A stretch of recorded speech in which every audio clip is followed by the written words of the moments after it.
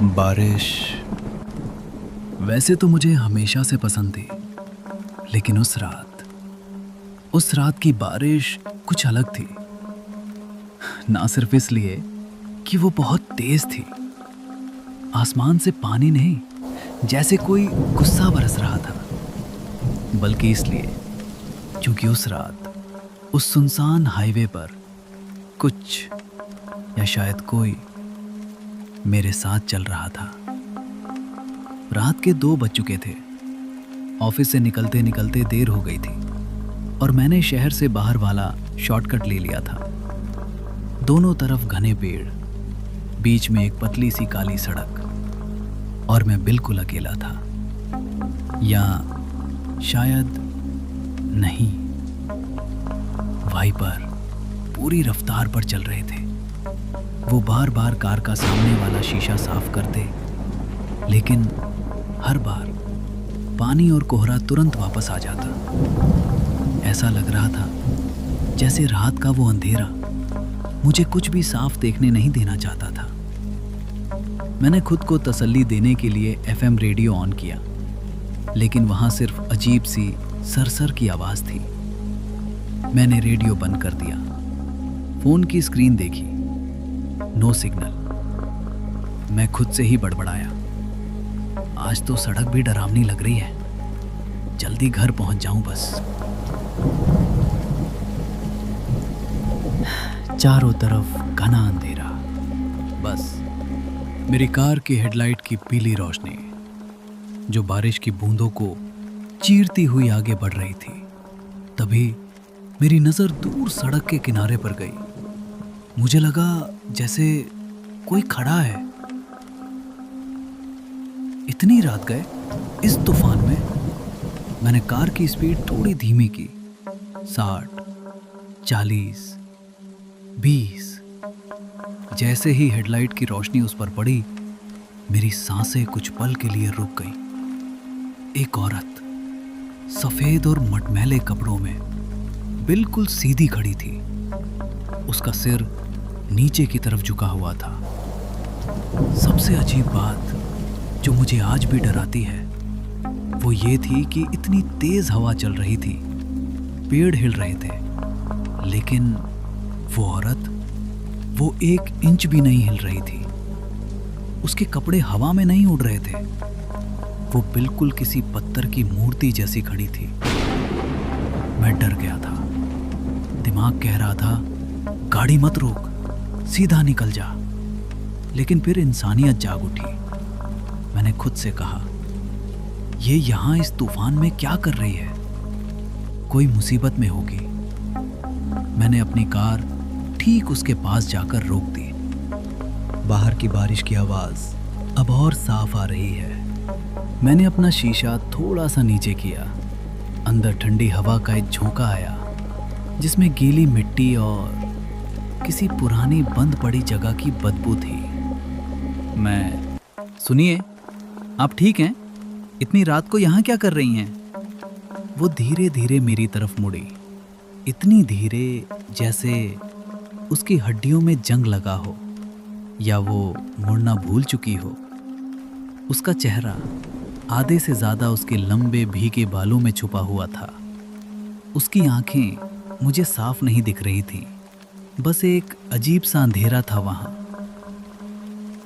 मुझे घर तक छोड़ दोगे? मैं कुछ पल के लिए चुप रहा। मेरे हाथ स्टीयरिंग व्हील पर पसीने से भीगने लगे थे। मैं कहाँ जाना है आपको? औरत, बस आगे।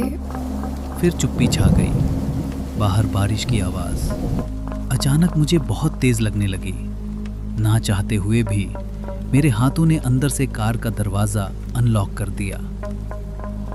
जैसे ही वो अंदर बैठी, कार के अंदर का तापमान अचानक से गिर गया। मुझे सच में ठंड लगने लगी। मेरे मुंह और नाक से सांस की धुंध निकलने लगी, जैसे मैं कार में नहीं किसी बर्फ के कमरे में बैठा हूं। मैंने हल्का सा कांपते हुए कार को गियर में डाला और पूछा, आप ठीक तो है ना? बहुत भीग चुकी हैं आप। उसने कोई जवाब नहीं दिया। वो बस बिल्कुल सीधा सामने विंडशील्ड की तरफ देखती रही। कार चलने की आवाज, वाइपर की आवाज अब थोड़ी डरावनी लगने लगती है। अगले 5 से 6 मिनट तक हमारे बीच कोई बात नहीं हुई। कार में एक जानलेवा सन्नाटा था। बस 3 ही आवाजें थी, वाइपर की, बारिश की और मेरे तेज धड़कते दिल की। मुझे अजीब सी बेचैनी हो रही थी।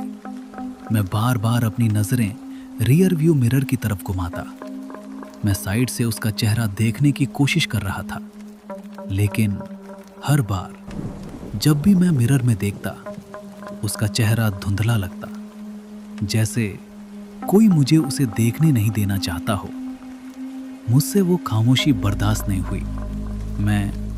आपका घर और कितना दूर है? बस थोड़ा और। कुछ देर बाद जब मैं फिर से उसे मिरर में छुपकर देख रहा था, उसने अचानक बोलना शुरू किया।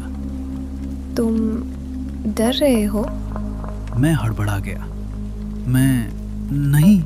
नहीं तो क्यों? क्योंकि तुम बार बार मुझे देख रहे हो। मेरे रोंगटे खड़े हो गए, लेकिन असली खौफ अभी बाकी था। अचानक उसकी आवाज बदल गई। वो आवाज अब उस अनजान औरत की नहीं थी। अब वो मेरी माँ की आवाज में बोल रही थी। वही माँ जिनका 5 साल पहले निधन हो चुका था। धीरे चलो बेटा, आगे रास्ता खराब है। मेरा खून सूख गया, मेरे हाथ पैर सुन्न पड़ गए। मैंने कार की स्पीड और कम की। तुम कौन हो? वो धीरे धीरे हंसने लगी। इतनी जल्दी भूल गए? मैं वही हूँ जो हर बारिश में इस सड़क पर लोगों से मिलती है। मैंने हिम्मत करके आखिरी बार रियर व्यू मिरर में देखा। अब उसका चेहरा किसी इंसान का नहीं था। उसकी आंखें पूरी तरह से काली थीं। उनमें कोई पुतली नहीं थी। उसका मुंह एक असामान्य तरीके से बड़ा हो चुका था। कान से लेकर कान तक वो चहलावा मेरी तरफ झुका और फुसफुसाते हुए बोला, अब तुम उतर नहीं सकते। मैंने ब्रेक पर पूरी ताकत से पैर मारा। मैं दरवाज़ा खोलकर भागना चाहता था। मैंने हैंडल खींचा, लेकिन दरवाज़ा लॉक था। वो खुल नहीं रहा था। मैंने बाहर देखा। सामने कोई सड़क नहीं थी, कोई हाईवे नहीं था। बस एक घना अंतहीन जंगल और एक खौफनाक अंधेरा था। और कार के अंदर बस वो और उसकी वो रूह कपा देने वाली हंसी। इसलिए अगर कभी रात के अंधेरे में भारी बारिश के बीच कोई औरत सुनसान सड़क पर तुमसे हाथ देकर कहे, मुझे घर तक छोड़ दोगे? तो चाहे कुछ भी हो जाए, अपना दरवाजा कभी मत खोलना।